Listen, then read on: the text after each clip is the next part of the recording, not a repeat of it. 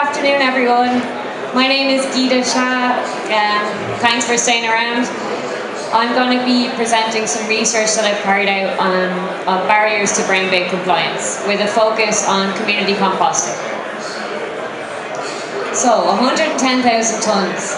That's the amount of food waste that we send to landfill every year, Irish householders. So what does that mean for you? Well, Irish householders produce 990 kilograms of waste annually, 25% of which is food waste. We throw a third of our food waste away. That equates to €700 each year for each Irish household. So we're sending 110,000 tonnes of food waste to landfill each year, but we are also recycling 90,000 tonnes, and recycling through composting and anaerobic digestion. And there is also new food waste regulations which came out in 2013, fully transposed into law in 2016, which requires each household and waste collectors to separate and recycle organic waste. So this is the waste management hierarchy. And as you can see down at the narrowest part, that's where disposal to landfill comes in. That's what we want to avoid completely. And up the top, to reduce waste altogether, the best way to do that is to avoid it. You can see recycling sits there somewhere in the middle. So the current solution is the organic waste collection service via brown bin, or else you can do home composting. But there are problems with this solution. So there are many areas, and particularly in urban areas, city centre locations, where there is no organic waste service being provided. And there are exemptions in place in these areas, and the reasons for the exemptions are usually due to the size of the roads and the trucks. So in these areas, they're being provided with a 2-bag collection service. So basically, there's no space for the brown bin, and there's no future provision for services for these people. So I carried out a survey in Dublin City and its environs just to get people's ideas around brown bin compliance. I discovered that 90% of people have no idea about the new waste regulations. Only 10% of those questions knew anything about it. I also discovered, when I asked what actually went into the brown bin, that only 42.5% of people knew what exactly should go in your brown bin. And then when I asked who was actually separating their food waste and recycling, only 42.5% of those asked were actually composting or using a brown bin service. But the 57% that weren't separating their organic waste and recycling it, 63% of those were not being provided with any service. So I wanted to look at how other jurisdictions were dealing with these issues. So I looked at a pilot study in Norway, and this was an experiment on reducing and recycling waste.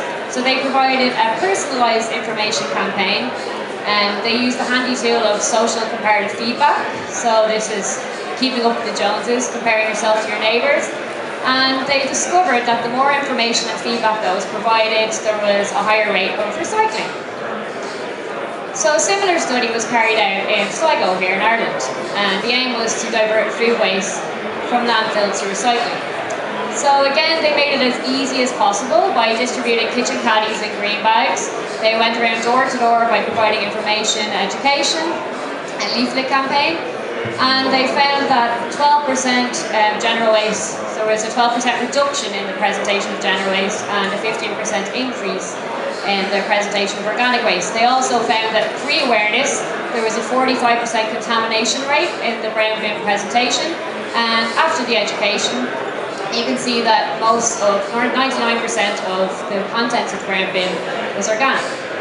So you can see that these things work. So in the previous two studies, what they did was they provided a nudge in order to trigger a change of behaviour. So basically, when we provide a service, the easier the service is to comply with, the less motivation that we need in order to comply with that service. But if the service is not being provided, as in Dublin City Centre with the brown bin collection, then we need a really high motivation in order to go ahead with this service. So how do we solve this problem? So the solution is a community initiative that will be two-pronged. one of those education and awareness campaign, similar to the one carried out in Sligo, and the other idea would be a community composting scheme. So the pilot study, which was carried out in Sligo, centres on awareness and education, and this will be rolled out further. But this doesn't provide a solution to those not being provided with the service at the moment. So this is where the idea for compost cyclers come in. So this is where a bike-powered organic waste collection scheme would prove useful to these areas not being provided with the service at the moment. So by keeping collection and processing local organics are invested back into the community where they're generated. So it would also provide an environmentally friendly way of collecting organic waste. Similar services have been set up in America. This is a scheme called Compost Peddlers in Austin. More recently, a scheme was set up in the town of Giffnock in Scotland. But in order for this to work here in Dublin City Centre, I think a partnership with community gardens would need to be developed. So I have spoken to a community garden just behind NCAD, and they're also creating compost there. So I'm just going to show you a little video now of what's going on in that area.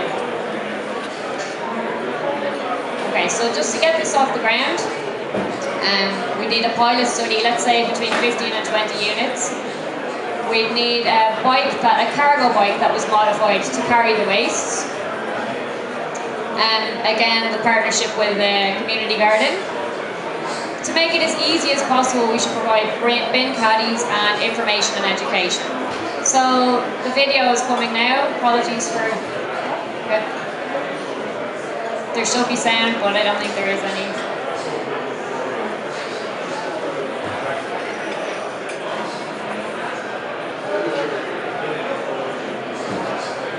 That's the compost heap here in NCAD Community Gardens.